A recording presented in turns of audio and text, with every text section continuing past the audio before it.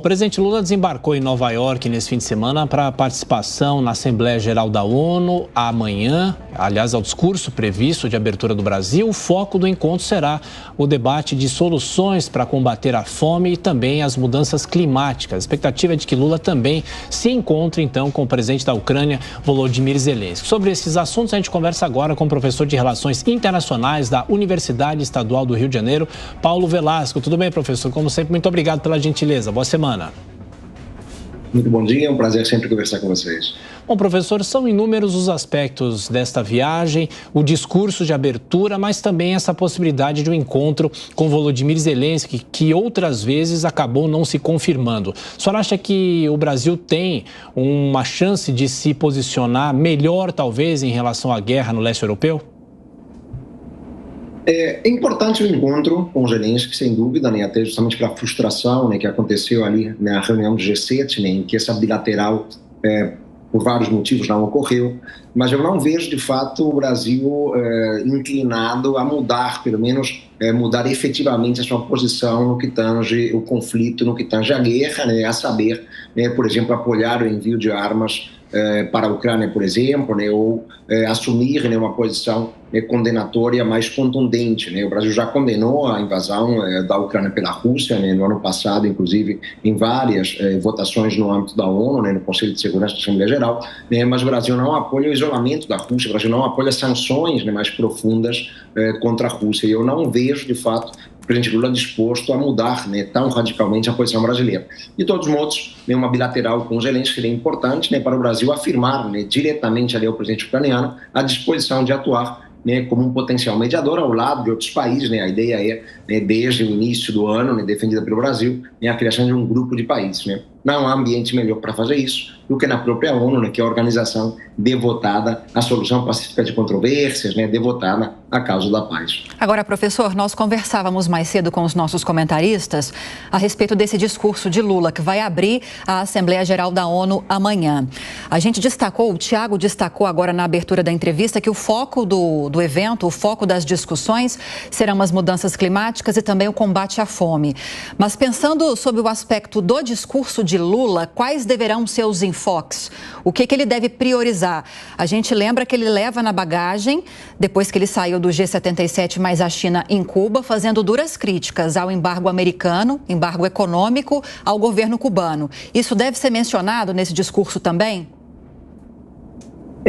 Talvez, há essa possibilidade, né? O Brasil, ele sempre assume discursos, né, que tem muito impacto, porque é um discurso de abertura, né, para pontuar posições históricas do país, né, além também de causas que são, né, atuais e contemporâneas da agenda internacional, né? Então, né, certamente veremos, né, o presidente Lula insistindo, né, nos temas que têm sido enfatizados, né, ao longo aí dos últimos tempos, né? Então, a importância do Brasil em assumir um papel de maior protagonismo, né, na questão climática, na questão ambiental de maneira mais ampla, a defesa de uma nova arquitetura financeira global, um compromisso amplo, né, no combate à fome, no combate à pobreza, na redução das desigualdades entre os países. Esses são temas que são sempre, né, prioritários para o Brasil, né, e têm aparecido, né, nos distintos discursos do presidente Lula ao longo dos últimos meses, em várias reuniões, né, com várias lideranças, né? Então, claro que tudo isso estará ali presente, né? Pontos mais concretos específicos, né, como, por exemplo, né, alguma crítica mais veemente a determinado país, isso já é mais incomum, né? Muito embora a Assembleia Geral da ONU, né, muito embora seja comum a ONU votar, né, contra o embargo norte-americano a Cuba, né, a Assembleia Geral praticamente todos os anos, né, cita o tema, né, não sei se o Brasil estará disposto a colocar isso no seu discurso de abertura, porque seria uma bofetada diretamente aos Estados Unidos, né, lembrando que o Biden discursa logo depois do Lula, né, Estados Unidos é sempre o segundo a discursar na Assembleia Geral, né. Então, não sei, é possível, né, se o Brasil quiser assumir uma posição mais contundente, mas vai se falar em paz, vai se falar em meio ambiente, vai se falar na questão da fome, da desigualdade. Esses são os temas tradicionais, né?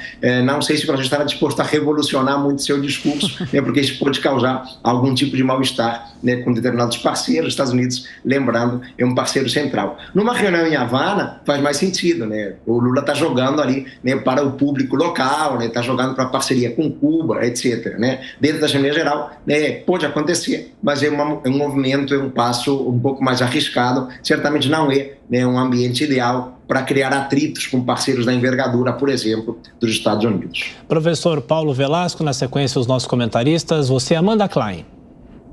Professor, embora você, bom dia primeiro, embora o senhor ressalte esses pontos, isso foi comum nos discursos de Jair Bolsonaro nos últimos anos, uma ruptura com a tradição diplomática brasileira, recheado de críticas a adversários, mesmo a outros países, recheado também com teorias conspiratórias. Talvez esse discurso de Lula agora, talvez não, certamente marcará uma volta à diplomacia tradicional brasileira, ao multilateralismo que era simplesmente desprezado pelo governo anterior. O que o senhor vai ficar atento, para além do discurso? É claro, todos vão se debruçar muito sobre esse discurso de Lula, mas também a encontros bilaterais. Qual pode ser o ponto alto dessa reunião de países, desse principal fórum global para o multilateralismo?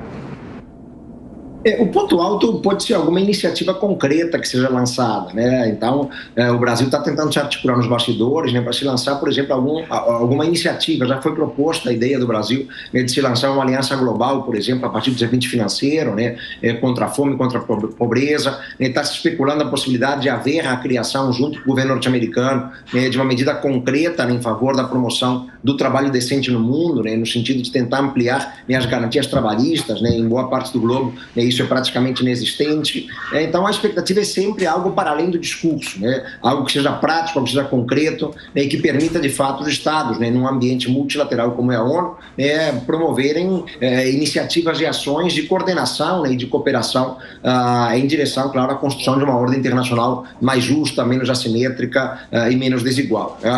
Mas a própria valorização, como você pontuou, do multilateralismo já é para o Brasil algo muito importante, já é um ganho. O que o presidente Lula tem tentado fazer desde o início do ano é recuperar a credibilidade internacional do Brasil, né, e não há ambiente melhor para fazer do que justamente a Assembleia Geral da ONU, até pelo discurso brasileiro, que é sempre o primeiro, né? Então está todo mundo ali sentado, já atento, né, uma ocasião de ouro, né, que o Brasil vai ter para mostrar o engajamento não só com a própria ONU, né, mas com as agendas multilaterais de um modo geral e os temas que são muito caros, né, à política internacional contemporânea, né, e aí especialmente a agenda ambiental certamente terá um foco muito claro. Mas a expectativa é que se alguma coisa de prática e de concreta possa sair de uma reunião como essa, né, algum tipo de articulação, alguma estratégia, alguma aliança global, né, algo mais prático, mas a saber, né, vamos ter que aguardar os próximos dias para ver o que sai efetivamente. Agora, Roberto Mota faz a pergunta. Bom dia, professor. O Tribunal Penal Internacional ordenou a prisão de Putin, mas a Rússia é membro permanente do Conselho de Segurança da ONU. Para onde vai esse dilema? Pois é, o Tribunal Penal Internacional, na verdade, ele não é um órgão da ONU propriamente, né? Ele é um tribunal internacional de grande importância, funciona em Haia, né? Mas não se confunde, né, com a Corte Internacional de Justiça, que é sim, né, essa é uma corte da ONU, um órgão da própria organização, né? Faz parte ali da estrutura institucional das Nações Unidas, né? Existe, claro, né, sempre, quando a gente pensa na política internacional, né, um conjunto amplo de contradições, de incoerências, né? O fato da Rússia ser membro permanente do Conselho de Segurança é algo que deriva ali do contexto da Segunda Guerra Mundial. A União Soviética foi fundamental para derrotar o nazifascismo, então, né, a Rússia tem esse assento permanente que permite a ela, né, vetar qualquer tipo de iniciativa ou qualquer resolução no âmbito do Conselho, né, que vá contra os seus interesses, coisa que inclusive ela fez no ano passado, né, quando vetou uma resolução no Conselho que condenava a invasão da Ucrânia, né? Mas não há, de fato, né, a partir do Conselho de Segurança, a possibilidade de se atacar, né, ou de se neutralizar uma decisão tomada pelo Tribunal Penal Internacional e vice-versa, né? O Tribunal Penal Internacional também não tem qualquer possibilidade de neutralizar alguma ação do Conselho de Segurança, né? Funcionam como órgãos separados e independentes. Mas a contradição, claro que existe, né? Porque veremos ali, né, afinal de contas, né, atuando, né, no âmbito da ONU, um país cujo líder, né, foi alvo de uma medida muito dura do TPI, né, acusado ali, né, de praticar um crime de guerra por conta da deportação forçada de crianças, né, ucranianas no contexto da guerra, né? Então não deixa de ser, né, algo surpreendente. Mas, né, isso faz parte, né, da própria realidade internacional, é uma realidade em que as grandes potências, né, comumente dão o tom, né, por mais que elas próprias cometam uma série de abusos e excessos, né, e acabam saindo incólumes exatamente por terem a prerrogativa do poder de veto, elas se autopreservam, se autoprotegem.